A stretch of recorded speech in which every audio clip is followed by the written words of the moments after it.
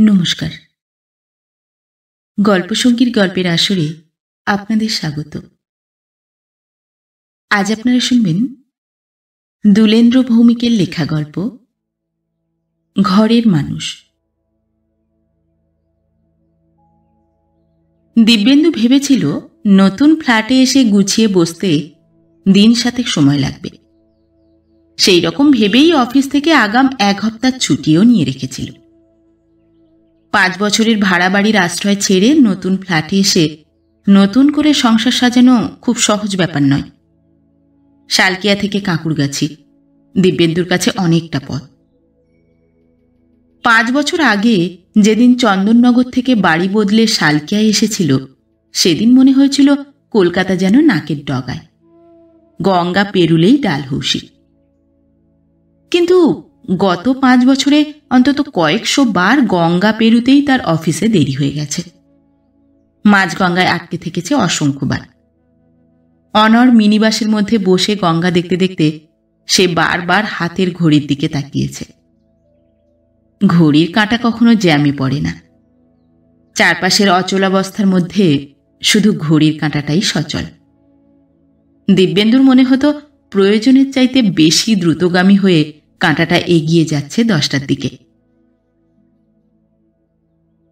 কাঁকুরগাছির ঝকঝকে ফ্ল্যাটটা যেদিন প্রথম দেখল, সেদিনই মনে মনে এই ভেবে স্বস্তি পেয়েছিল দিব্যেন্দু, যাক, আর হাওড়া ব্রিজ পেরোবার ঝামেলা নেই। শালকিয়ার গুমোট স্যাঁতসেঁতে ঘরের বিচিত্র পরিবেশ থেকে এবার শান্তি।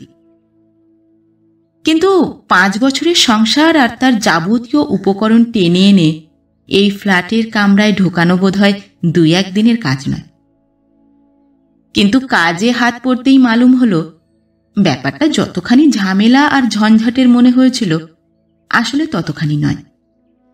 একখানা ফুল পাঞ্জাব লরি আর একখানা ম্যাটাডোরেই সব এনে ফেলা গিয়েছিল। মাত্র 2 দিনেই নতুন ফ্ল্যাটটা নিজের মতো করে সাজিয়ে ফেলেছিল রুমা। এই 2 দিন শুধু হোটেলে খাওয়া, না খেলেও চলতো। রান্নার জন্য তোলা উনুন, গ্যাস, হিটার সবই ছিল, কিন্তু রান্না করবার সময় ছিল না রুমার। আসলে রান্নায় ওর একটা আলস্য আছে। শালকিয়াতে থাকতেও মাঝে মাঝে বলতো, দোকান থেকে খাবার নিয়ে এসো, আজ রাঁধতে ভালো লাগছে না। দিব্যেন্দু জানে দুবেলা রান্না করতে ভালোবাসে না রুমা। দুপুরের ডাল তরকারি রোজ রাত্রে গরম করে নিয়ে দিব্যেন্দুকে খেতে হয়। বাসি রান্নায় দিব্যেন্দু কোনো স্বাদ পায় না। ফ্রিজে রাখা 2 দিনের মাংস কিংবা 1.5 বেলার বাসি মাছের ঝোলে সে কোনো তৃপ্তি খুঁজে পায় না। ব্যাপারটা রুমার অজানা নয়। রুমা জানে বলেই দিব্যেন্দু নিজে থেকে কিছু বলতে চায়নি। নিজের খাওয়া নিয়ে শুধুমাত্র একটু ভালো স্বাদের জন্যে এসব প্রসঙ্গ তুলে রুমাকে বিব্রত করতে তার খারাপ লাগে। রুমার চোখ ভালো নয়। স্কুলে পড়ার সময় থেকেই নাকি চোখে চশমা নিতে হয়েছে। বাপের বাড়িতে এই চোখের জন্যেই ওকে কখনো রান্না করতে দেওয়া হয়নি। আগুনের তাপে ওর মাথা ধরে, চোখ লাল হতে থাকে। দিব্যেন্দু একজন রান্নার লোকের কথাও ভেবেছিল। নিজের খাওয়া নিয়ে ওর কতকগুলো সংস্কার আছে, সে কারণেই পছন্দ মতো লোক আজও জোটাতে পারেনি। শালকিয়ার বাড়িতে পরপর 2 জন লোককে জুটিয়েছিল রুমা, কিন্তু দিব্যেন্দুর পছন্দ হয়নি। প্রথমজন মহিলা। মহিলার মুখের দিকে একবার তাকিয়েই দিব্যেন্দু বুঝে গিয়েছিল ওকে দিয়ে চলবে না। রুমা আহত গলায় বলেছিল, মুখ দেখেই নাকচ করলে যে বড়, ও কি ফিল্মের হিরোইন হবে? মুখ দেখে রান্নার ভালো মন্দ বোঝা যায়? দিব্যেন্দু প্যাকেট থেকে সিগারেট বার করতে করতে জবাব দিয়েছিল, রান্নার নয়, মহিলার মুখ দেখে বোঝা গেল ও নিজেকে পরিষ্কার রাখতে শেখেনি। বড় বড় চোখ তুলে রুমা জিজ্ঞেস করেছিল, তার মানে? সিগারেট ঠোঁটে তুলে দিব্যেন্দু বলেছিল, ওর 2 চোখে পিচুটি, বোধহয় ওটা মহিলার রোগ, ওর হাতে রান্না খেতে পারবো না। পরের সপ্তাহেই রুমা এনে হাজির করেছিল এক রাঁধুনি বামুনকে। লোকটা নাকি বাজি ধরে বিয়ে বাড়িতে রাঁধত। দিব্যেন্দু মিনিট 5 কথা বলার পর সেই বামুনকেও নাকচ করে দিয়েছিল।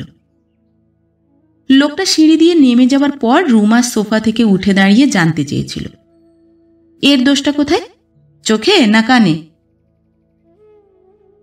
দিব্যেন্দু নির্বিকারভাবে সোফায় হেলান দিয়ে বসে বলেছিল, কিছুই তো খুঁটিয়ে লক্ষ্য করো না, তাই দেখতে পাও না। রুমা নিজেকে শান্ত রেখে ঠান্ডা গলায় বলেছিল, তুমি কি দেখতে পেলে তাই তো জানতে চাইছি। দিব্যেন্দু আগের মতোই সোফায় গায়ে এলিয়ে দিয়ে বলেছিল, লোকটার খুব পান খাওয়ার অভ্যাস, অবিরত পান খায় আর অনর্গল কথা বলে। কথা বললেই মুখ থেকে চিবুনো পান সুপুরির দানা তুবড়ির মতো ছিটকে বেরোয়। রোজকার ডাল তরকারিতে ওর উচ্ছিষ্ট আমি খেতে পারবো না। রান্নার লোক খোঁজার সেখানেই সাময়িক ইতি হয়ে গিয়েছিল, কিন্তু বায়নাটা রুমা ছাড়েনি। নতুন ফ্ল্যাটে আসবার আগেও বলেছে, কিন্তু বললে কি হবে? দিব্যেন্দু রুমাকে বোঝাতে পারেনি কলকাতায় ট্যাক্সি আর কাজের লোক পাওয়া কত দুর্লভ। এমপি এমএলএ হওয়ার জন্য দেদার লোক পাওয়া যায়, কিন্তু ঘরের কাজের জন্য লোক জোটানো ভীষণ মুশকিল। কিন্তু নতুন ফ্ল্যাটে এসে রুমা সব ভুলে গেল। শালকিয়ায় দুখানা ঘরের মধ্যে আশ্রয় ছিল, কিন্তু স্বস্তি ছিল না। সে তুলনায় দোতলার ওপরে দক্ষিণ খোলা বড় বড় দুখানা ঘরের এই ফ্ল্যাট যেন স্বর্গের সুখ ভরে রেখেছে। কাঁচের জানালায় চোখ রাখলে সামনের সবুজ পাড়, টলটলে জলে ভরা পুকুর, ওপাশে একটু দূরে রেল চলার ঝমঝম শব্দ, আর দোতলার ব্যালকনি পর্যন্ত উঠে আসা কৃষ্ণচূড়া গাছ, যেন হাত বাড়ালেই গাছের পাতার নরম স্পর্শ পাওয়া যায়। বিকেলে জানালা খুলে দিলে দামাল ছেলের মতো হুড়মুড় করে ছুটে আসে দক্ষিণের বাতাস। ঘরে পাখা চালাবার কোনো দরকারই হয় না। জানালায় দাঁড়িয়ে সন্ধ্যের পর পার্কের পাশে পুকুরটাকে দেখে রুমা। পার্কের আলোতে পুকুরের ছোট ছোট ঢেউগুলো মাথায় আলো নিয়ে তিত্তির করে নাচতে থাকে। রুমা কখনো কখনো ব্যালকনিতে দাঁড়িয়ে চুল আঁচড়াতে আঁচড়াতে অনেকক্ষণ ধরে সেই ঢেউ দেখে। দক্ষিণের হাওয়া যখন মাতাল হয়, তখন সেই হাওয়ায় আঁচল উড়িয়ে দিয়ে ঘরের মধ্যে দাঁড়ায়। ওর খোলা চুলে বাইরের আলো শিশিরের মতো লেগে থাকে। সোফায় বসে অবাক হয়ে দিব্যেন্দু রুমাকে দেখে। শালকিয়ার দুখানা গুমোট ঘরে রুমাকে কোনোদিন এভাবে দেখবার সুযোগ পায়নি দিব্যেন্দু। ওর মনে হয় তার নতুন ঘরে স্বর্গের সুখ ময়ূরের মতো আস্তে আস্তে পাখা মেলে ধরতে চাইছে। সুখের ছোঁয়া তাকে ভেতরে ভেতরে আচ্ছন্ন করে। এখানে আপাতত একটাই অসুবিধে রুমার, দোতলার 3 নম্বর ফ্ল্যাট, যেটা ওদের দরজার মুখোমুখি, সেটা এখনো ফাঁকা পড়ে আছে। গোটা দুপুর একটা থমথমে নির্জনতা আর শব্দহীনতা দোতলার উপর থেমে থাকে। দিব্যেন্দু অফিস চলে যাওয়ার পর রুমার ভয় করতে থাকে। দুপুরগুলো এখানে আসার পর একদম ভালো কাটছে না রুমার। শালকিয়াতে এ জিনিস ছিল না। ধানবাদে বাপের বাড়িতেও রুমাকে কোনোদিন নির্জনতার এই চাপা কষ্ট সহ্য করতে হয়নি। দিব্যেন্দু রুমার কষ্ট বুঝতে পারে, কিন্তু বউকে পাহারা দেওয়ার জন্য অফিস থেকে নতুন করে আবার ছুটি নিতে তার খারাপ লাগবে। সদ্য সদ্য প্রমোশন পেয়েই কাজের দায়িত্ব বেড়ে গেছে, সুখ সুবিধেও কিছু বেড়েছে। এখন ছুটি চাইতে তার মন সায় দেয় না। ভেতরে ভেতরে রুমার মতো দিব্যেন্দুও অপেক্ষা করে কবে 3 নম্বর ফ্ল্যাটের লোক আসবে, কবে রুমার দুপুরগুলো ক্লান্তিকর বিষণ্ণ নির্জনতার হাত থেকে মুক্তি পাবে। অবশেষে ঠিক 1 মাসের মাথায় পাশের ফ্ল্যাটে লোক এসে গেল, অর্থাৎ দিব্যেন্দুর নতুন প্রতিবেশী। দিব্যেন্দু গাড়ি থেকে নেমেই দেখতে পেয়েছিল দোতলার 3 নম্বর ফ্ল্যাটে আলো জ্বলছে, জানালা খোলা। আলো জ্বলা আর জানালা খোলা দেখে অবশ্য তার নতুন কিছু মনে হয়নি, কেননা গত 2 দিন থেকে মালপত্র আসছিল। একটা লোক রাত্রে থাকতো সেই সব মালপত্র পাহারা দেওয়ার জন্য। লোক আসার কথাটা রুমা জানালো। দিব্যেন্দু জামা খুলতে খুলতে বলল, কখন এলো? রুমা চাপা গলায় জবাব দিল, এই ধরো 12টা নাগাদ। দিব্যেন্দু জামাটা হ্যাঙ্গারে ঝুলিয়ে রেখে বলল, আলাপ হয়েছে? রুমা জানালার পর্দা সরিয়ে দিয়ে বলল, নিশ্চয়ই, ওরাই যেচে এসে আলাপ করল। জুতোর ফিতে খুলতে খুলতে দিব্যেন্দু বলল, ভদ্রলোক কি করেন, চাকরি? রুমা উল্টো দিকে চেয়ারে বসে পড়ে বলল, ভদ্রলোক কি বলছো? দেখলে তো একটা কলেজে পড়া ছোকরা মনে হয়। কি করেন তা জিজ্ঞেস করিনি, প্রথম আলাপেই ওসব জিজ্ঞেস করা যায় নাকি? মোজা খুলে জুতোর মধ্যে ঢুকিয়ে জুতো জোড়া আলমারির তলায় পা দিয়ে ঠেলে দিতে দিতে দিব্যেন্দু উঠে দাঁড়াল। রুমা মুখ তুলে দিব্যেন্দুকে দেখছিল। দিব্যেন্দু ওর চোখের দিকে তাকিয়ে বলল, কলেজ পড়া ছোকরা হলে কি সে ভদ্রলোক হতে পারে না? রুমা নিজের ভুলটা শুধরে নেবার জন্য বলে উঠল, না না, তা নয়, মানে ভদ্রলোক শব্দটা শুনলেই কেমন একটা বয়স্ক ভারিক্কি ভারিক্কি চেহারা বোঝায়, অনেকটা তোমার মতো। ইনি সেরকম নয়। দিব্যেন্দু তোয়ালে নিয়ে স্নান ঘরের দিকে যেতে যেতে বলল, ইনি তাহলে কি রকম? রুমা চেয়ারের গায়ে শরীর এলিয়ে দিয়ে জবাব দিল, ইনি খুব ইয়াং আর হ্যান্ডসাম, যেন সদ্য পাশ টাশ করে বিয়ের পিঁড়িতে বসেছেন। স্নানঘরের দরজায় দাঁড়িয়ে কথাটা শুনল দিব্যেন্দু। আস্তে করে দরজা বন্ধ করল। মুখে জল দেবার আগে আয়নায় নিজের মুখটাকে দেখল। নতুন করে কিছুই দেখার ছিল না, তবু আয়নার দিকে খানিকক্ষণ তাকিয়ে থাকল সে। নিজের ঘরে এসে জানালার সামনে দাঁড়াল। পাশের ফ্ল্যাট থেকে গোলাম আলীর গজলের সুর ভেসে আসছিল। গানের বাণীটা খুব স্পষ্ট বোঝা যাচ্ছে না। বন্ধ দরজার ফাঁক গলে শুধু চেনা সুরটা থেকে থেকে ভেসে আসছে। রুমা চায়ের পেয়ালা নিয়ে এলো। দিব্যেন্দু কিছু বলবার আগেই বলে উঠল, ওরা খুব গান ভালোবাসে, অনেক রেকর্ড আর ক্যাসেট, মহিলাও গান টান গান। চায়ের পেয়ালায় চুমুক দিয়ে দিব্যেন্দু হালকা গলায় বলল, তোমায় শোনালো বুঝি? রুমা নাক ফুলিয়ে রাগের ভঙ্গি করে বলল, এসেই আমাকে গান শোনবার দায় পড়েছে বুঝি? তানপুরা আর হারমোনিয়াম দেখে জিজ্ঞেস করেছিলাম, তখনই শুনলাম উনি গান করেন। চা শেষ করে পেয়ালাটা সামনে ঠেলে দিয়ে দিব্যেন্দু সিগারেট ধরাতে যাচ্ছিল। ঠিক তখনই দরজার বেল বেজে উঠল। এ বাড়িতে আসার পর দিব্যেন্দু নিজে ছাড়া আর কেউ কখনো ওই বেল এখনো পর্যন্ত ব্যবহার করেনি। রুমা এগিয়ে গিয়ে দরজা খুলছিল। দিব্যেন্দু সিগারেট ঠোঁটে নিয়ে না ধরিয়ে দরজার দিকে তাকিয়ে রইল। দরজা খুলেই রুমা অভ্যর্থনা করার ভঙ্গিতে ডাকল, আসুন আসুন, উনি এইমাত্র এলেন। দিব্যেন্দু মুখ থেকে সিগারেট নামিয়ে দেখল, রুমা খুব একটা বাড়িয়ে বলেনি। দেখলে 30-32 মনে হতে পারে, এমনই চেহারা ভদ্রলোকের।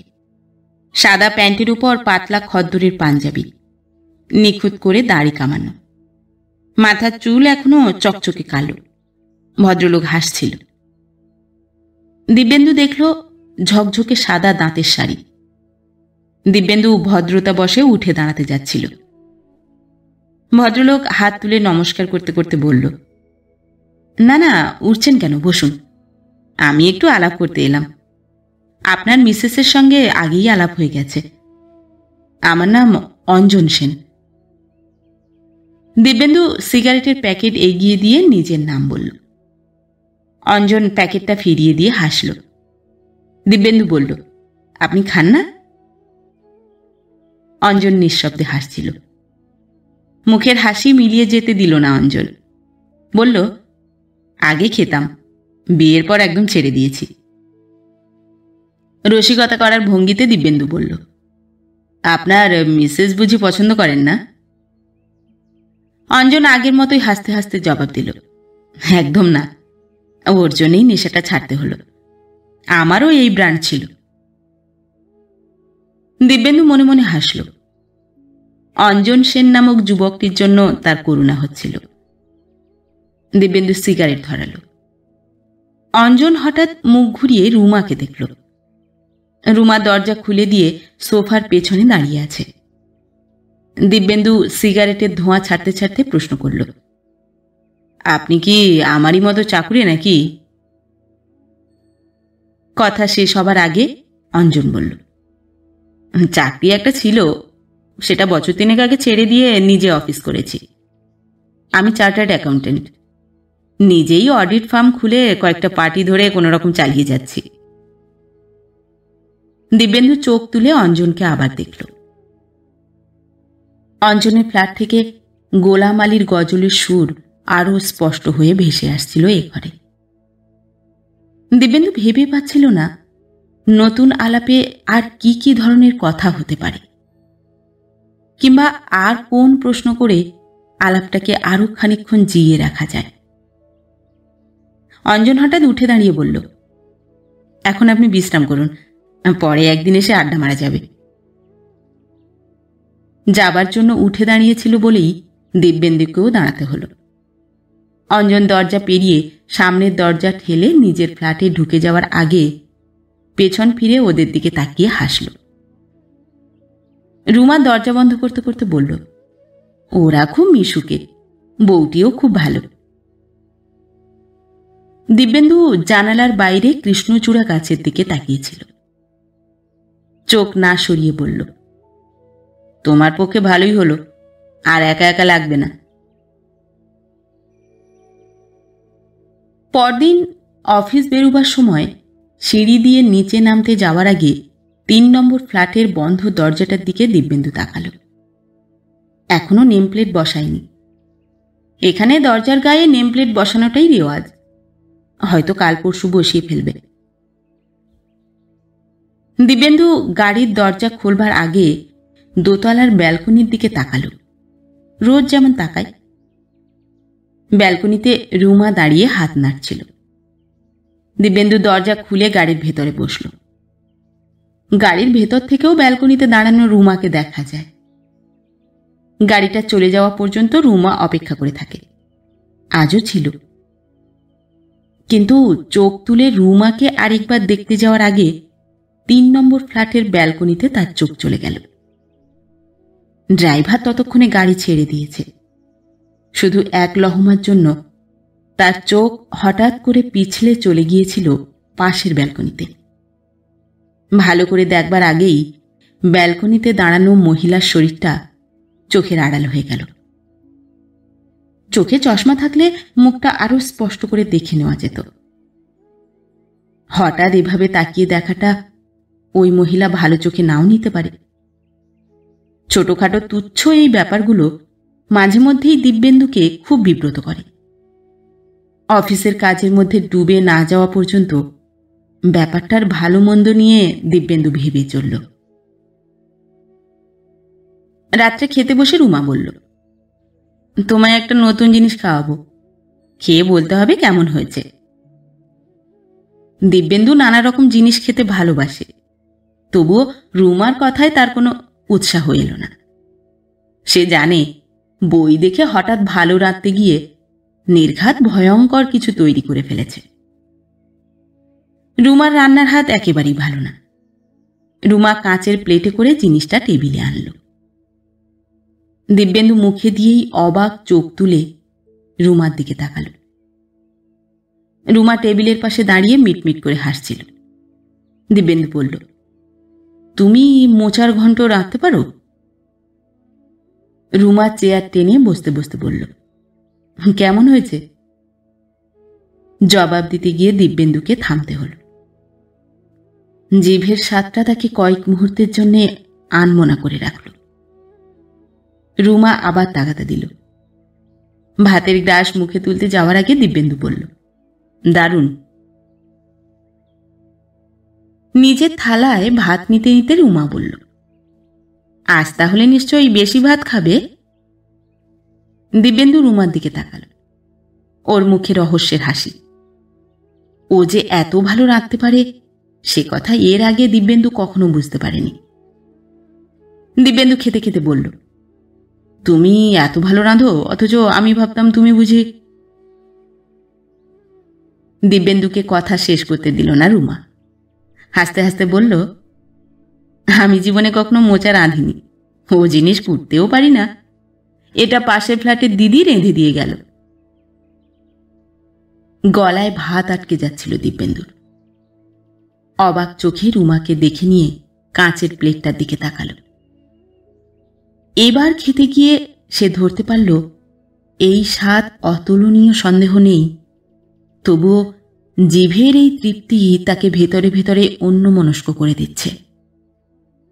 নিজেকে সামলে নেবার তাগিদে দিব্যেন্দু বলল, প্লেটটা খালি ফেরত দিও না, তুমি কিছু রেঁধে দিও, খালি দিতে নেই।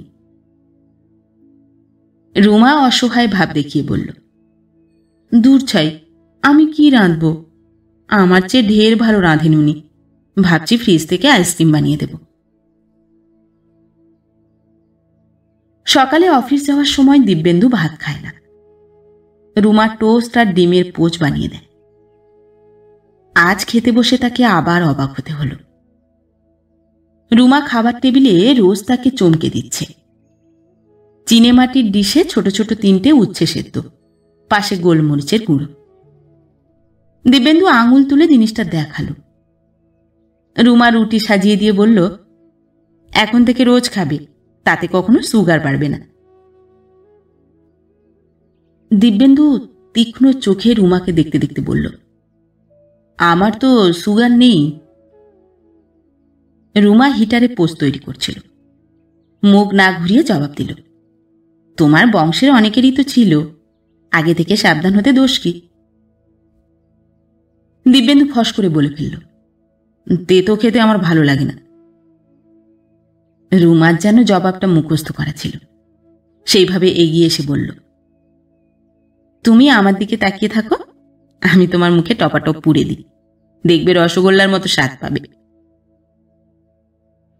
বুকের মধ্যে রক্তের ঘূর্ণি পাক দিয়ে উঠল দিব্যেন্দুর।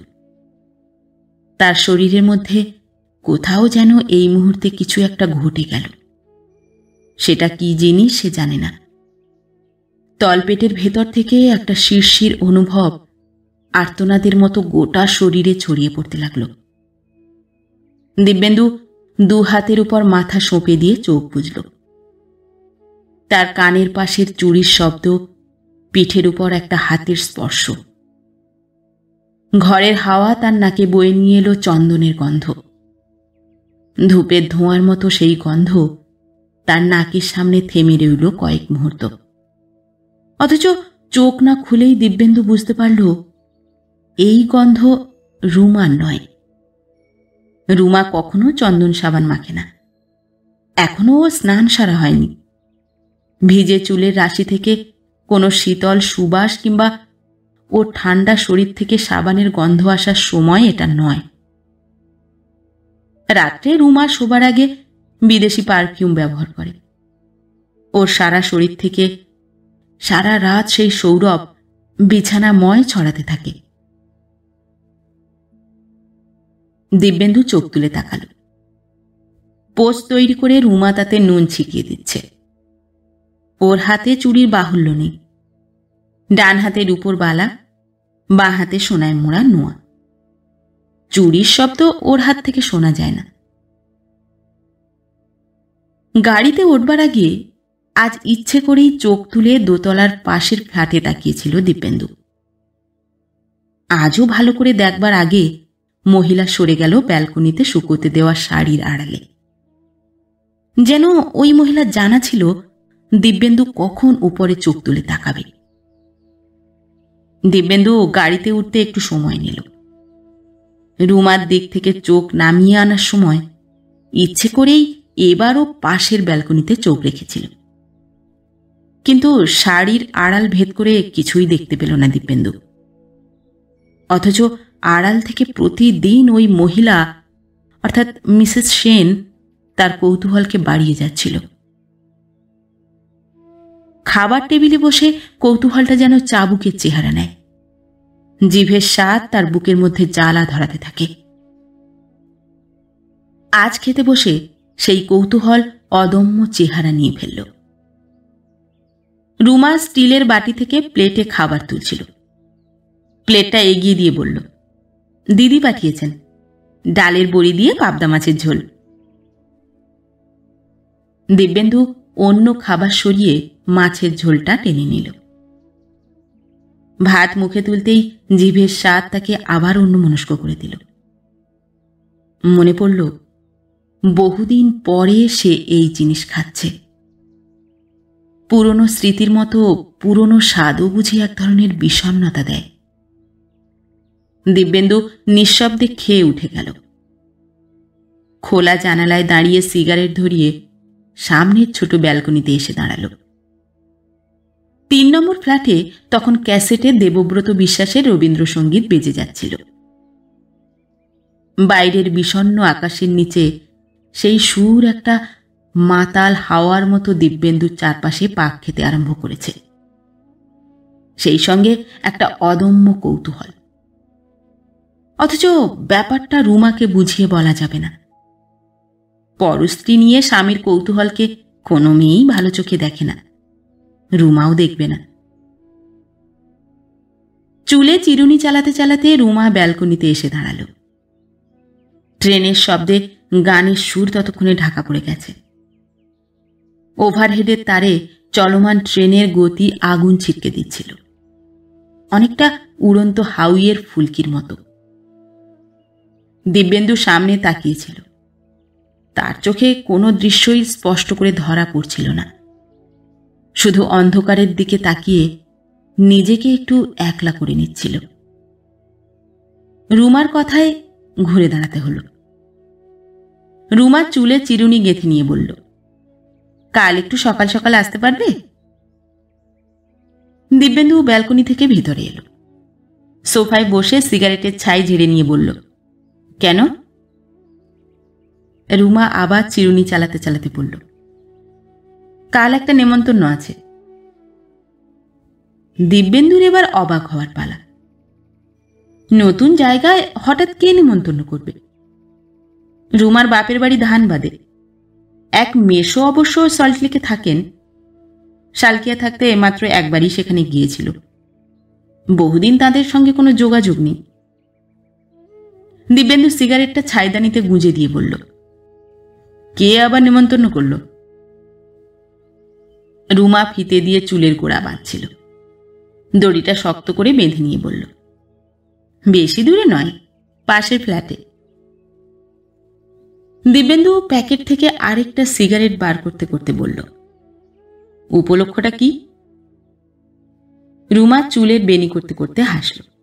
হেসে নিয়ে বলল, কাল ওদের বিবাহ বার্ষিকী, শুধু আমাদের বলেছে, আর নিচের ওরা।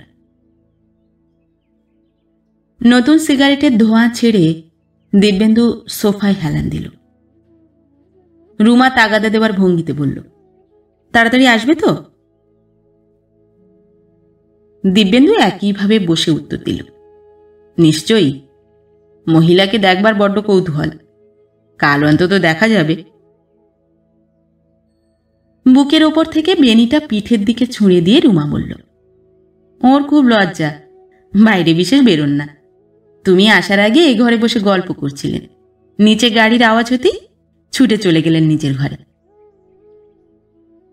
দিব্যেন্দু কৌতুকের সুরে বলল, মিসেস সেন বোধহয় খুব সুন্দরী। রুমা ভ্রু তুলে প্রশ্ন করল, কিসে বুঝলে? তুমি দেখেছ? দিব্যেন্দু সোজা হয়ে বসল। পা দুটো সামনের টেবিলে তুলে দিয়ে বলল, এখনো দেখিনি, তবে জানি এরকম লজ্জা 2 ধরনের মেয়েদের থাকে। এক খুব সুন্দরী হলে, আরেক খুব কুৎসিত হলে। উনি কোন দলে? রুমা চোখ নাচিয়ে উত্তর দিল, কালই নিজে চোখে দেখে বলো। অথচ 3 নম্বর ফ্ল্যাটে এসে একবারের বেশি চোখ তুলে তাকাতে পারল না দিব্যেন্দু। নিজের চোখকেই তার শত্রু মনে হচ্ছিল। উর্মি শুধু এক ঝলক হেসে সামনে থেকে সরে গেছে। ওর হাসি আগুনের ফুলকির মতো দিব্যেন্দুর সারা শরীর ঘিরে জ্বলছে। দিব্যেন্দু চোখ সরিয়ে নিয়েও স্বস্তি পাচ্ছিল না। রুমার সঙ্গে উর্মি কি একটা কথা নিয়ে হাসাহাসি করছিল। দিব্যেন্দু ইচ্ছে করেই সেদিকে তাকালো না। 9 বছরে মেয়েরা অনেক বদলে যায়। উর্মি কি তাদের চাইতে আলাদা? ভিলাই থেকে ওরা কবে ফিরে এলো কলকাতায়? এলোই যদি, তাহলে কলকাতার মতো এত বড় শহরে কাঁকুরগাছি ছাড়া আর কোথাও ফ্ল্যাট কিনল না কেন? দিব্যেন্দুর মধ্যে অস্বস্তিটা দাবানলের মতো ছড়িয়ে যাচ্ছে। এরকম অভিজ্ঞতা জীবনে এই প্রথম। নিজেকে সামলাবার, সহজ করে তোলবার কোনো উপায় সে খুঁজে পাচ্ছে না। উর্মির মধ্যেও কি তার মতো কোনো অস্বস্তি কাজ করে চলেছে? দিব্যেন্দু ঠিক বুঝতে পারল না। উর্মিকে মুহূর্তের জন্যেও আড়ষ্ট মনে হচ্ছে না। জীবনের অনেক মুহূর্তেই মেয়েদের সে চিনতে পারে না। ওদের চরিত্রে, আচরণে, ভালোবাসায় একটা রহস্য থেকেই যায়।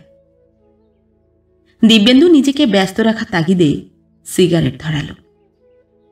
এ সময় এখান থেকে চলে গিয়ে নিজের ঘরের ব্যালকনিতে দাঁড়ালে হয়তো ভালো লাগতো, কিন্তু এখন এখান থেকে চলে যেতে হলেও একটা অজুহাত চাই। রুমা এবং উর্মি দুজনকে সেই অজুহাত বিশ্বাস করানো শক্ত।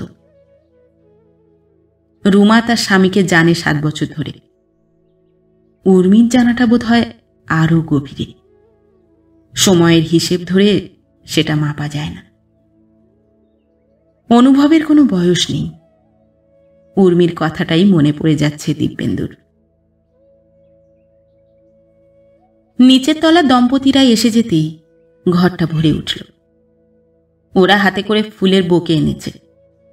রুমা বোধহয় শাড়ি কিনেছে। এতগুলো মানুষের মধ্যে নিজেকে আড়াল করা সহজ। অঞ্জন ওদের সঙ্গে ইংরেজি আর হিন্দিতে কথা বলতে ব্যস্ত। মেয়েরা পাশের ঘরে। দিব্যেন্দু আস্তে আস্তে সরে এলো। পর্দা সরালেই নিজের দরজা দেখা যায়, কিন্তু চাবিটা রুমার কাছে। দিব্যেন্দু অগত্যা ব্যালকনিতে গিয়ে দাঁড়ালো। আকাশে ঠিক ঠিক করছে তারার ফুল। কৃষ্ণপক্ষের আকাশে অন্ধকারের গাঢ় প্রলেপ। রেলপাড়ের দিক থেকে ছুটে আসছে ঠান্ডা বাতাস। অথচ আজকের বাতাসে কোনো সুখ নেই। দূরের কোনো রাস্তা দিয়ে দমকলের ঘণ্টা বাজিয়ে গাড়ি ছুটে গেল। সেই চলমান ঘণ্টার ধ্বনি মিলিয়ে যেতেই দিব্যেন্দুর মনে হলো শব্দটা বুঝি তার বুকের মধ্যে উঠে এসেছে। হৃৎপিণ্ডের সঙ্গে পাল্লা দিয়ে একটা শব্দ ক্রমাগত বেজে যাচ্ছে। ভেতরে ভেতরে ক্লান্ত আর বিষণ্ণ বোধ করছিল দিব্যেন্দু। উর্মিকে শুধু একবারই দেখেছে। 9 বছর কয়েক মাস পরে মাত্র একবার এক ঝলকের দেখা। দিব্যেন্দু বুঝতে পারে তার মন সহস্র চক্ষু হয়ে এখন শুধু উর্মিকেই দেখতে চাইছে, অথচ পারছে না।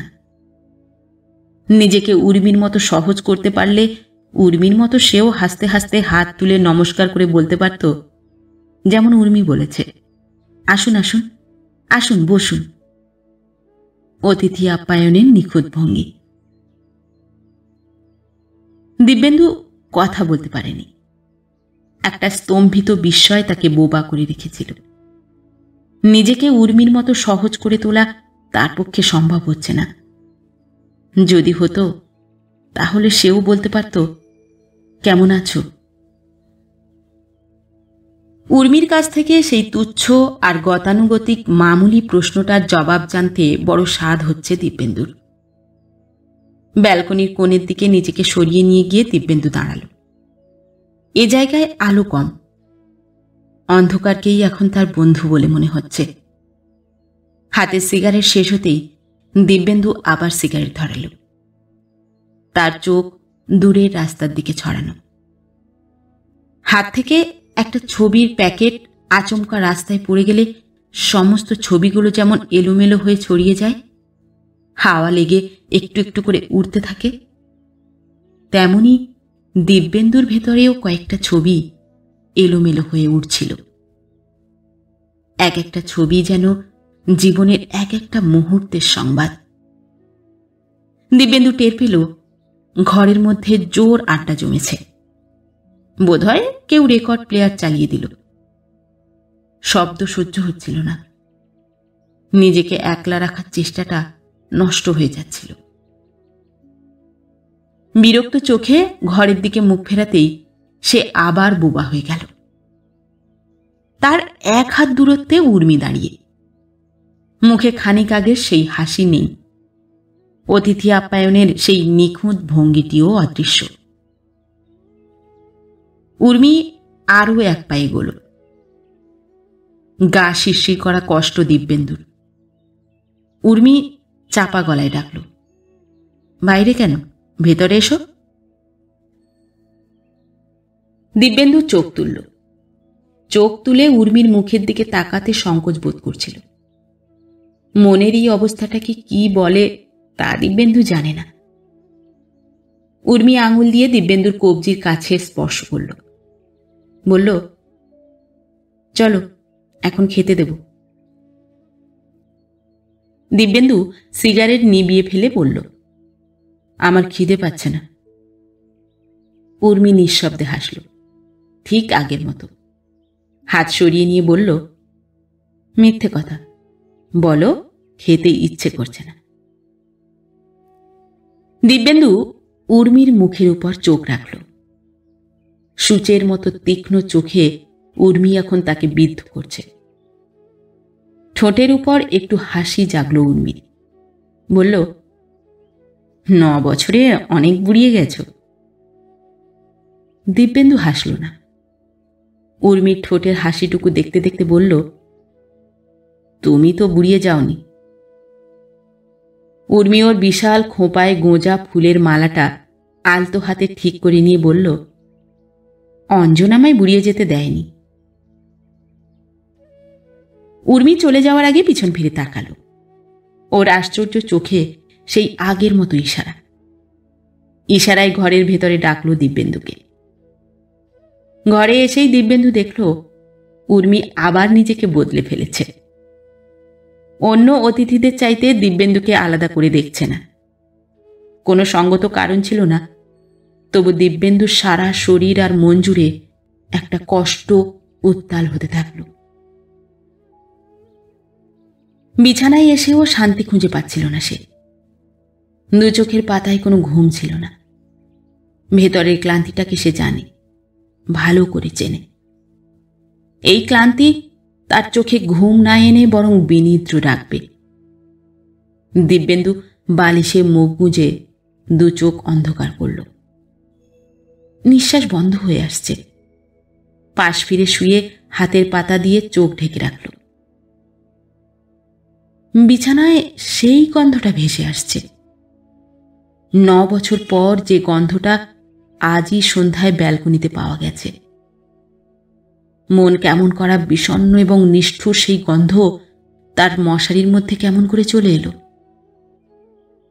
বিপন্ন বিস্ময়ে চোখ খুলে দিব্যেন্দু দেখল রুমা তার শরীর থেকে নাইটি খুলে ফেলছে। খোঁপায় ফুলের মালা। সেই মালা খোঁপা থেকে ঝুলে আছে রুমার কাঁধ পর্যন্ত। রুমা কি জুঁই ছাড়া অন্য কোনো ফুলের মালা খোঁপায় জড়াতে পারল না? দিব্যেন্দুর মুখের উপর রুমার শরীর ঝুঁকে আসছিল। দিব্যেন্দুর বুকের উপর জুঁইয়ের পাপড়ি খসে খসে পড়ছে। জুঁইয়ের মাতাল গন্ধ, 9 বছর আগের মুন ড্রপের গন্ধ দিব্যেন্দুর চেতনার উপর আততায়ীর মতো ঝাঁপিয়ে পড়ল। রুমার মুখটা দুহাতে সরিয়ে দিয়ে ক্লান্ত গলায় দিব্যেন্দু জিজ্ঞেস করল, আজ গায়ে কি মেখেছ? রুমা কানের কাছে মুখ নিয়ে ফিসফিস করে বলল, আমি মাখিনি, উর্মিদি মাখিয়ে দিয়েছে। অন্ধকার বিছানা জুড়ে একটা চেনা গন্ধ থই থই করছিল। দিব্যেন্দু হাত বাড়িয়ে রুমার শরীর স্পর্শ করতে গিয়ে টের পেল তার চেতনার ভেতরে যে কষ্টটা সন্ধ্যের পর থেকে লুকিয়েছিল, এখন সেটা সারা শরীরে নদীর ঢেউয়ের মতো গড়িয়ে যাচ্ছে। অন্ধকারে রুমাকে দেখা যাচ্ছে না, কিন্তু অনুভব করা যাচ্ছে কেউ একজন আছে। তার নিঃশ্বাস দিব্যেন্দুর বুকে লাগছে। চেনা গন্ধটা হঠাৎ তীব্র হয়ে ঝাঁপিয়ে পড়ল দিব্যেন্দুর নাকে, যেন এক ঝাঁক বোলতার হুলের মতো। অথচ এই গন্ধের মধ্য দিয়ে এখন এই মুহূর্তে উর্মিকে পাওয়া যাচ্ছে না। হয়তো বাকি জীবনে আর কখনো পাওয়া যাবে না। দিব্যেন্দুর হাত শিথিল হয়ে এলো। নিজেকে সরিয়ে নিতে নিতে টের পেল অন্ধকারেও রুমার নিঃশ্বাস ঝড়ের মতো ফুঁসছে। সপ্তাহ গড়াবার আগেই দিব্যেন্দু ভিতরে ভিতরে পাগল হয়ে উঠল। 9 বছর আগে যে সম্পর্ক কাগজে কলমে শেষ হয়ে গেছে, তাকে ফিরিয়ে আনার প্রশ্ন ওঠে না। অথচ দিব্যেন্দু বুঝতে পারে না কেন, কিসের তাগিদে উর্মি তাকে ক্রমাগত কষ্ট দিয়ে যাচ্ছে। অফিস যাওয়ার সময় উর্মি কেন ব্যালকনিতে দাঁড়ায়? কেন বারবার সন্ধ্যের পর সেই পুরনো গানের রেকর্ডগুলো একের পর এক বাজাতে থাকে, যেগুলো 9 বছর আগেই চন্দননগরের বাড়িতে শোনা হয়ে গিয়েছিল? অঞ্জনের বউ হবার পরেও কি উর্মি মনে রেখেছে দিব্যেন্দু কি খেতে ভালোবাসে, কেমন করে রাঁধলে বেশি ভাত খায়, কেমন করে চুল বাঁধলে খুশি হয়? শাড়ির কোন রং দিব্যেন্দুর বেশি পছন্দের, সে কথা কি তবে আজও ভোলেনি উর্মি? ওর সব রান্না, সব সাজ, সব গান আজও কি দিব্যেন্দুর জন্যে? নিজের বন্ধ দরজার সামনে দাঁড়িয়েছিল। বেল টিপতে যাওয়ার আগেই বুঝে গেল ঘরে রুমা নেই। দরজার বাইরে পেতলের তালা ঝুলছে। পাশের দরজার দিকে তাকালো দিব্যেন্দু। বেল টিপতে সংকোচ হচ্ছিল। হয়তো নিজের ঘরে উর্মি একা আছে। আজ অফিস থেকে অসময়ে চলে এসেছে দিব্যেন্দু। দুটো বন্ধ দরজার সামনে দাঁড়িয়ে খানিকক্ষণ ভাবল। নিচে নেমে যাওয়াই ঠিক হবে বিবেচনা করে দিব্যেন্দু পা বাড়িয়ে দিয়েছিল। হঠাৎ শব্দ করে 3 নম্বর ফ্ল্যাটের দরজা খুলে গেল। দিব্যেন্দু দেখল খোলা দরজার পর্দা ধরে উর্মি দাঁড়িয়ে। ওর চোখ স্থির এবং শান্ত। দিব্যেন্দু হাসবার চেষ্টা করল। নিজেই বুঝল সে হাসতে পারছে না। যেমন দাঁড়িয়েছিল তেমনই দাঁড়িয়ে থেকে প্রশ্ন করল, রুমা নেই? উর্মি একটু হাসল, বলল, রুমা মার্কেট গেছে তোমার জন্য উল কিনতে। দিব্যেন্দু অবাক হল। এখন উল? উর্মি নরম গলায় বলল, ক্ষতি কি? এখন দামও সস্তা, আর ধীরে সুস্থে করে ফেললে এই শীতেই পড়তে পারবে। দিব্যেন্দু হাতের অ্যাটাচিটা নিচে নামাল। পকেটে হাত ঢুকিয়ে সিগারেটের প্যাকেট বের করতে করতে বলল, এত তাড়া কিসের? উর্মি দরজার গায়ে হেলান দিয়ে দাঁড়াল। বলল, একটু তাড়া আছে, আমি ওকে একটা নতুন ডিজাইন শেখাবো। দিব্যেন্দু সিগারেট ধরাল, কাঠিটা নিভিয়ে ছুঁড়ে দিল সিঁড়ির দিকে। উর্মির নরম কণ্ঠস্বরে একটু ঝাঁঝ মিশল, বাইরেই দাঁড়িয়ে থাকবে নাকি পরস্ত্রীর ঘরে আসতে সংকোচ হচ্ছে? খোঁচাটা তীরের মতো লাগলো দিব্যেন্দুর গায়ে। হাতের ব্যাগটা তুলে নিয়ে বলল, না ডাকলে ভেতরে যাই কেমন করে? উর্মির ঠোঁটে বাসি ফুলের মতো শুকনো হাসি দেখা দিয়েই মিলিয়ে গেল। দরজা ছেড়ে দাঁড়িয়ে বলল, ডাকবার অধিকার তো খুইয়ে বসে আছি। দিব্যেন্দু ঘরে এসে ডিভানে বসল। টিভির উপর উর্মি আর অঞ্জনের ফটো, বোধহয় বিয়ের পরে তোলা। দিব্যেন্দু আঙুল তুলে ফটোটা দেখিয়ে বলল, তোমাদের বিয়ের পর তোলা নিশ্চয়ই? উর্মি ফটোর দিকে না তাকিয়ে চোখ রাখল দিব্যেন্দুর মুখের উপর। বলল, কি খাবে, চা না শরবত? দিব্যেন্দু উদাস গলায় জবাব দিল, যা খুশি, কিছু না খেলেও চলবে। উর্মি ভেতরের ঘরে গেল। ফিরে এলো খানিক বাদেই, হাতে শরবতের গ্লাস। দিব্যেন্দু হাত বাড়িয়ে গ্লাসটা নিয়ে চুমুক দিল। উর্মি জানালার পর্দা সরিয়ে দিয়ে বলল, আমার প্রথম বিয়ের ফটোটাও আছে, সেটাও কনের সাজ। দিব্যেন্দু বিষম খেতে গিয়ে নিজেকে সামলে নিল। বাঁ হাত দিয়ে ঠোঁটের কোণ থেকে জল মুছে নিয়ে বলল, অঞ্জন দেখেছে সেই ছবি? উর্মি ভরাট গলায় জবাব দিল, দেখাবার দরকার মনে করিনি। দিব্যেন্দু ডিভানের উপর সোজা হয়ে বসল। শরবতের গ্লাস তার হাতে ধরা, হাতের তালুতে ঠান্ডা স্পর্শ দিচ্ছে এই গ্লাসটা। দিব্যেন্দু গ্লাসটা তুলে নিজের কপালে ছোঁয়াল। ঠান্ডা স্পর্শটা আরাম দিচ্ছে তাকে। সে নিস্তেজ গলায় বলল, অঞ্জন আমার পুরো পরিচয় জানে? উর্মি ঘুরে দাঁড়াল। পাখার হাওয়ায় ওর খোলা চুল পিঠময় উড়ে উড়ে ছড়িয়ে যাচ্ছিল। উর্মির মুখে অদ্ভুত হাসি। উর্মি পাল্টা প্রশ্ন করল, আমার পুরো পরিচয় রুমা জানে? শরবতের গ্লাস নামিয়ে রেখে দিব্যেন্দু বলল, ওকে ইচ্ছে করেই জানাইনি, জানালে আমাদের পাশাপাশি ফ্ল্যাটে বাস করা সুখের হবে না। তোমার নামটা শুনে রুমা হেসেছিল। উর্মি দিব্যেন্দুর মুখের উপর থেকে চোখ সরিয়ে নিতে নিতে জিজ্ঞেস করল, কেন? দিব্যেন্দু ডিভান ছেড়ে উঠে দাঁড়িয়ে বলল, ও জানে আমার আগের বউয়ের নাম উর্মি, শুধু নামটাই জানে। জানালার কাছে সরে যেতে যেতে উর্মি নরম গলায় বলল, সেটাই তো স্বাভাবিক। তোমার মতো সাবধানী স্বামীরা অতীতের কোনো স্মৃতিকেই চিহ্ন হিসেবে রাখতে চায় না। তুমিও নিশ্চয়ই রাখোনি। দিব্যেন্দুর জবাব দিল না। উর্মির নরম গলার কথাগুলো তার কানে দাউ দাউ করে জ্বলে উঠল। উর্মির মুখ তার দিকে ফেরানো। চোখ না তুললেও টের পাওয়া যায় উর্মির চোখ মাছির মতো তার মুখের উপর ঘুরে বেড়াচ্ছে। এই অবস্থায় জবাব দেওয়ার দায়টা থেকেই যায়। অতএব মুখ তুলে তাকালো দিব্যেন্দু। উর্মির চোখ বৃষ্টি ভেজা পদ্মের মতো। ওই চোখের দিকে তাকাতে ইচ্ছে হয়, অথচ বেশিক্ষণ তাকাবার সাহস হয় না দিব্যেন্দুর।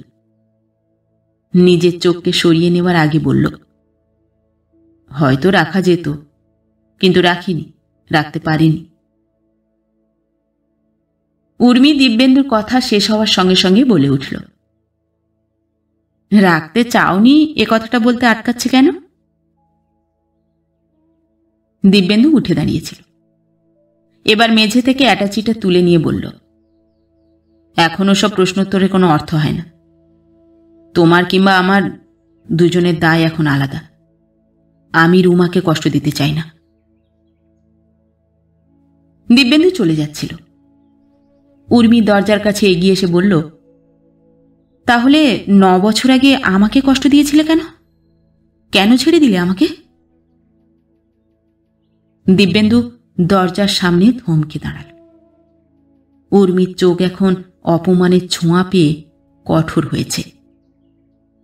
দিব্যেন্দু বলল, আমরা একসঙ্গে থাকতে পারিনি। হয়তো ভালোবাসার অভাব ছিল, হয়তো পরস্পরকে বুঝতে অসুবিধে হচ্ছিল, হয়তো আর একসঙ্গে থাকা যাচ্ছিল না, তাই দুজনে মিলে যে সিদ্ধান্ত নিয়েছিলাম তার দায় একা আমার ঘাড়ে ফেলতে চাইছো কেন? উর্মির গলা তীক্ষ্ণ হল। চোখের দৃষ্টি আরো খড় করে বলল, সিদ্ধান্তটা তোমার, তুমি সেটা আমার উপর চাপিয়ে দিয়েছ। আমি মেনে নিয়েছিলাম শুধু এই ভেবে যে না মানলেও তুমি তোমার সিদ্ধান্ত বদলাবে না। তোমার অনুগ্রহে বেঁচে থাকার চাইতে তোমাকে ছেড়ে আসা আমার কাছে সম্মানের মনে হয়েছিল। দিব্যেন্দু আর দাঁড়াতে পারছিল না, অথচ তার ভেতরে কিসের যেন অদৃশ্য টান সে অনুভব করছিল। বিচিত্র এক অলৌকিক ক্রিয়া তার মধ্যে কাজ করছে। 9 বছর পরে সে আজ হঠাৎ ধরতে পারল উর্মির সমস্ত চিহ্ন চোখের আড়াল করে ফেললেও উর্মিকে সে আড়াল করতে পারেনি। তার নিয়তি আবার তাকে উর্মির মুখোমুখি এনে দাঁড় করিয়ে দিয়েছে। দিব্যেন্দু হাতের ব্যাগ ডিভানে ছুঁড়ে দিয়ে উর্মির কাছে সরে এলো। উর্মি দেয়ালে পিঠ ঠেকিয়ে স্থানুর মতো দাঁড়িয়ে আছে। ওর ঠোঁট কাঁপছে, চোখের দৃষ্টি ঘরের মধ্যে ছড়ানো। একটা আহত অভিমান গোধূলির মতো ম্লান এবং করুণ করে রেখেছে উর্মির মুখকে। দিব্যেন্দু গাঢ় গলায় ডাকল, উর্মি। সেই ডাক ভেতরে ভেতরে কাঁপিয়ে দিল উর্মিকে। উর্মি চোখ তুলে বলল, বলো। এবার চোখে চোখ রাখতে গিয়ে দিব্যেন্দুর বুকের মধ্যে সহসা ঝড় উঠল। তার মনে পড়ল 9 বছর ধরে অন্ধকার বিছানায়, খাবার টেবিলে, পূর্ণিমার রাতে, জীবনের সমস্ত আলো অন্ধকারে, সুখে অসুখে, রুমার মধ্যে এই মুখটাকেই সে খুঁজে বেরিয়েছে। ঠিক এই রকম একটা মুখের ছবি সে কিছুতেই নিজের ভেতর থেকে সরাতে পারেনি। দিব্যেন্দুর মধ্যে আস্তে আস্তে ফুলে ওঠা আবেগ তাকে মরিয়া করে তুলল।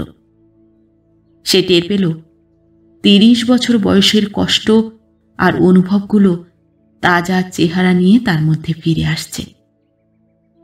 সে 2 হাতে উর্মিকে ধরতে চাইল। উর্মি যেন তৈরি হয়েই ছিল। নিজেকে দ্রুত সরিয়ে নিয়ে বলল, আমিও অঞ্জনকে ঠকাতে চাই না। অঞ্জন আমাকে বিশ্বাস করে। আমি ডিভোর্সি জেনেও আমার প্রতি ওর ভালোবাসা আজও 1 বিন্দু কমেনি। এমনকি তুমি এত কাছে আছো জেনেও। দিব্যেন্দুর শরীর মুহূর্তে অবশ হয়ে গেল। নিজেকে সরিয়ে আনতে আনতে উর্মির দিকে তাকালো। তার নিঃশ্বাস নিতে কষ্ট হচ্ছিল। ডিভান থেকে ব্যাগটা কুড়িয়ে নিয়ে বলল, অঞ্জন আমার পরিচয় জানে? উর্মি কোনো উত্তর দিল না। দিব্যেন্দু বাঁ হাত দিয়ে দরজা খুলে ফেলল। বাইরে যেতে না পারলে তার শান্তি নেই। উর্মি দরজার গোড়ায় দাঁড়িয়ে বলল, রুমা তো আমার পরিচয় জানে না, সুতরাং নির্ভয়ে তুমি আমার ঘরে থাকতে পারতে।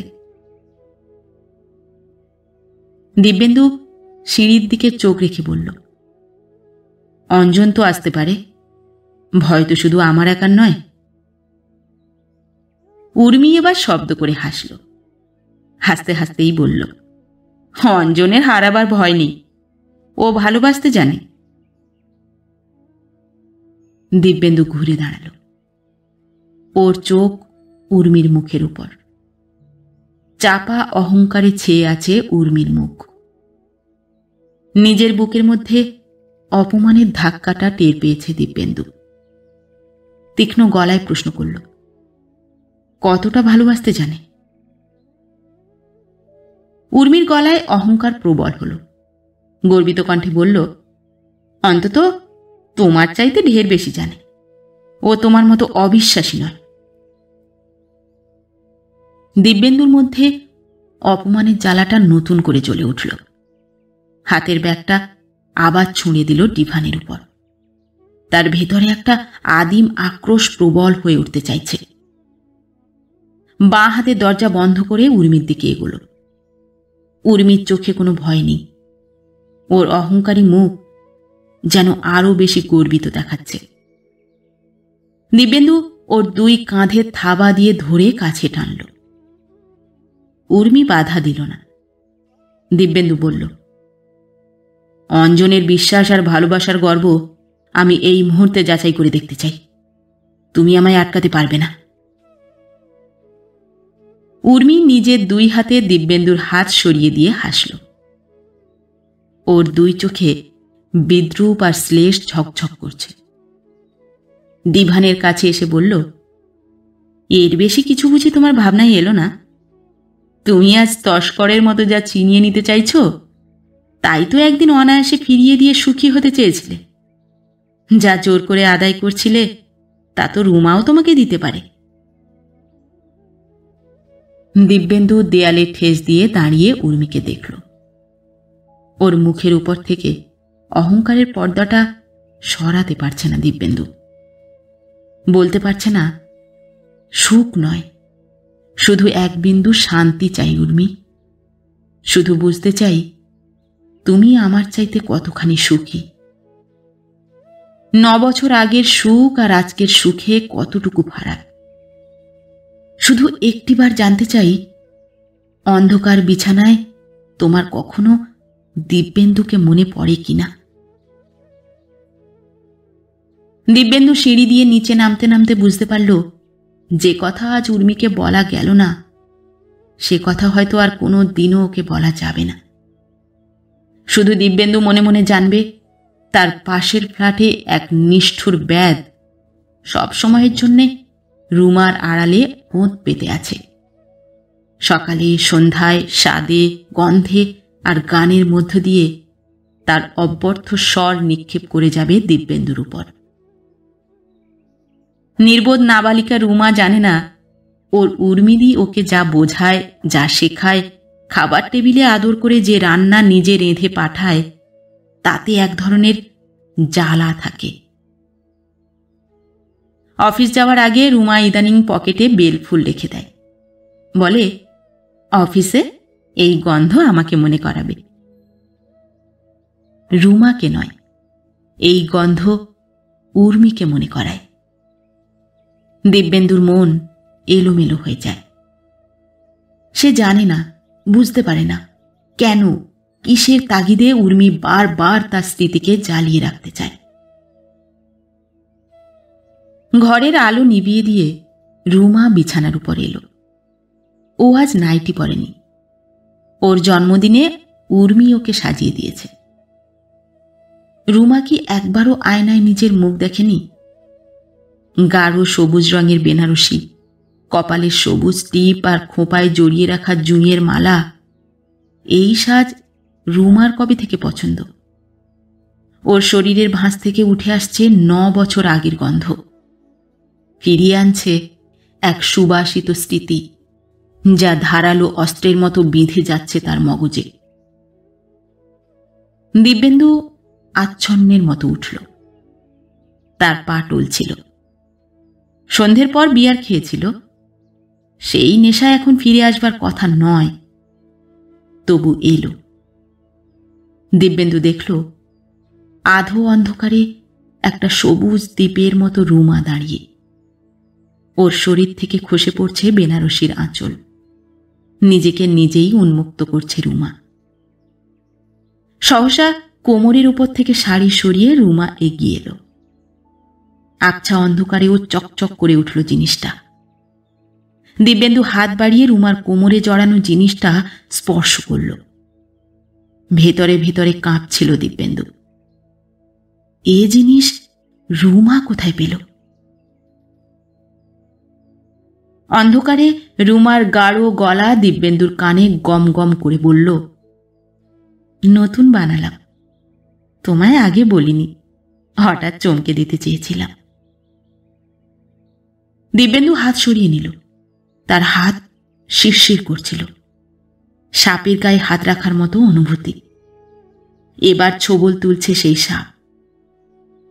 রুমা ওর চিবুকটা দিব্যেন্দুর বুকে চেপে ধরে বলল, উর্মিদি ডিজাইনটা পছন্দ করে দিয়েছে। ওরও ঠিক এইরকম একটা রূপোর কোমর বন্ধ আছে। 9 বছর আগের কষ্টটা আবার ফিরে আসছে, ছড়িয়ে যাচ্ছে সারা শরীরে। রুমার দিকে চোখ রাখতে গিয়ে দিব্যেন্দু ধরতে পারছে, উর্মি তার উপর প্রতিশোধ নেবার নতুন খেলা খুঁজে পেয়েছে। রুমা জানে না, বুঝতে পারে না, ওর সমস্ত শরীর ঘিরে এখন উর্মি। দিব্যেন্দু অসহায়ভাবে চোখ বুজল।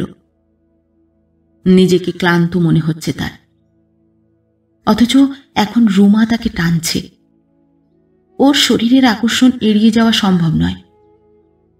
অভ্যাসের নিত্য কর্মপদ্ধতির মতো দিব্যেন্দু আজ ভাবল, ভাগ্যিস কেউ কারো ভেতরটা দেখতে পায় না। যদি পেত তাহলে নির্বোধ রুমাও দেখতে পেত জুঁই আর মুনড্রপের গন্ধের মধ্য দিয়ে আমি ওর কথা, ওর মুখ একবারও ভাবছি না। আমি খুঁজি অন্য একজনকে। 9 বছর আগে ঠিক এমনই অন্ধকার বিছানায় উর্মি ছাড়া অন্য একজনকে খুঁজতাম। আসলে ঠিক কাকে যে খুঁজে যাচ্ছি সেটাই ধরতে পারি না। তাই আমার সব সুখ কেবলই অসুখ হয়ে যায়। আমার স্বপ্নে আর ধ্যানে কবে থেকে সেই নারী থেকে গেছে, দিনে দিনে লালিত হয়েছে জানি না। শুধু চোখ বুঝলে তাকে দেখতে পাই। কদাচিৎ কোনো কোনো মুহূর্তে মনে হয় সে হয়তো কিছুটা রুমা, হয়তো খানিকটা উর্মি। তবু সম্পূর্ণ করে তাকে উর্মি কিংবা রুমার মধ্যে কখনো খুঁজে পাইনি, কারো সঙ্গে মেলাতে পারিনি। আমার বুক জুড়ে আমার স্বপ্নের সেই মায়াবী নারী হয়তো আমরণ থেকে যাবে, আমার সুখের ঘরে থেকে থেকে অগ্নিকাণ্ড ঘটাবে, তবু তাকে উর্মির মতো বিচ্ছেদ করা যাবে না। রুমা আর উর্মিকে কখনো বলা যাবে না সব মেয়েদেরই একটা করে সতীন থাকে তাদের স্বামীর বুকের মধ্যে, ভাবনা আর বাসনার গোপন ঘরে। দিব্যেন্দু তাকে দেখতে পায় বলেই নিজের কষ্টটা ধরতে পারে। উর্মি রুমার মধ্যে দিয়ে ফিরে আসতে চায়, অথচ নিজের আসল শত্রুকে আজও ধরতে পারে না, যেমন পারে না রুমা। দিব্যেন্দু চোখ খুলে রুমাকে দেখতে চাইল। তৎক্ষণাৎ রুমা গাঢ় গলায় ফিসফিস করে বলল, কি ভাবছ? দিব্যেন্দু চোখ বুজিয়ে ফেলল। অন্ধকার চোখ জুড়ে সেই নারী, যে রুমা কিংবা উর্মি নয়। দিব্যেন্দু দু চোখ বন্ধ করে তাকে খুঁজতে খুঁজতে জবাব দিল, তোমাকে।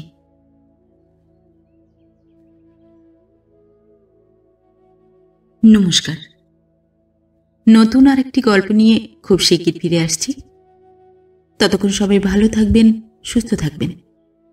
গল্প পাঠ কেমন লাগলো অবশ্যই কমেন্ট করে জানাবেন, এবং ভিন্ন ভিন্ন স্বাদের অডিও স্টোরি শোনার জন্য যারা এখনও চ্যানেলটি সাবস্ক্রাইব করেননি তারা অবশ্যই চ্যানেলটি সাবস্ক্রাইব করবেন।